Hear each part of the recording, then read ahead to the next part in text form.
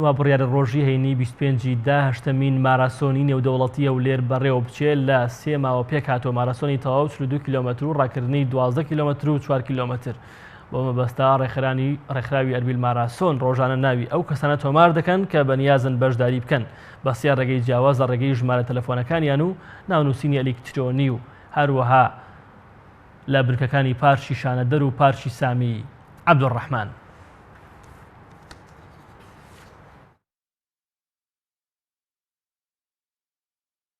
خۆشحاڵی ئەمە بۆ 8مین ساڵە ماراسۆنی نێودەوڵەتی هەولێر لە شاری هەولێر ئەنجام دەدرێت کە ئەمە جێگای خۆشحاڵی بەبێ پچڕان ئەو ماراسۆن ئەنجام دەدرێت بە ئەمەش بە جوهدی و بە ماندیبوونی چەند کەسانێکی خۆبەخش و خۆنەویست لە ڕێکخراوەکە هەموو هەوڵێکیان بۆ ئەوەیە کە ئامانجەکانی ئەو ڕێکخراوە بێتە دی کە بریتە لە بەکەلتورکردنی ماراسۆن و ڕاکردن لە شاری هەولێر و لە کوردستان.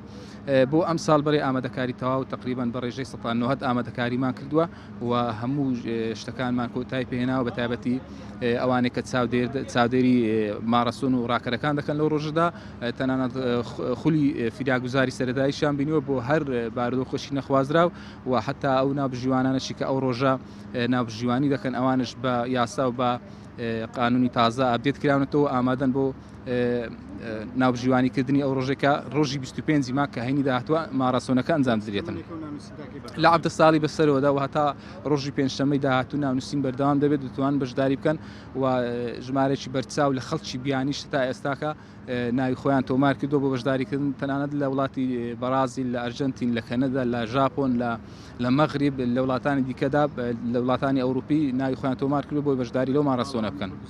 بەڵێ بێگومان ئەم ساڵ جیا لە ساڵانی تر پاڵەوانی کوردستانمان هەیە ئەو کەسێک دەبێتە پاڵەوانی کوردستان تاکێکی کورد بێ خەڵاتێکی تایبەتی پێدێت لەناو ڕێکخراوەکەوە.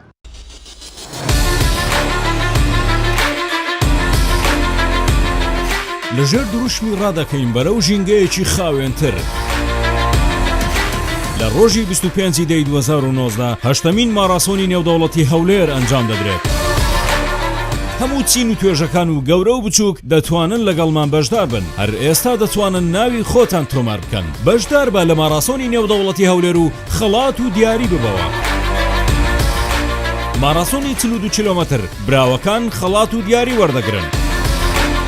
ڕاکردنی 12 کیلۆمەتر براوەکان خەڵات و دیاری وەردەگرن. ڕاکردنی 4 کیلۆمەتر ئەم ڕاکردنە بۆ خۆشی و تەندروستیە و هیچ خەڵات و دیارێکی تێدا نیە. بۆ بەشداریکردن پەیوەندی بکەن بەم ژمارە مۆبایلانەوە 0750 290 5253 0750 807 3738 ڕادەکەین بەرەو ژینگەیەکی خاوێنتر.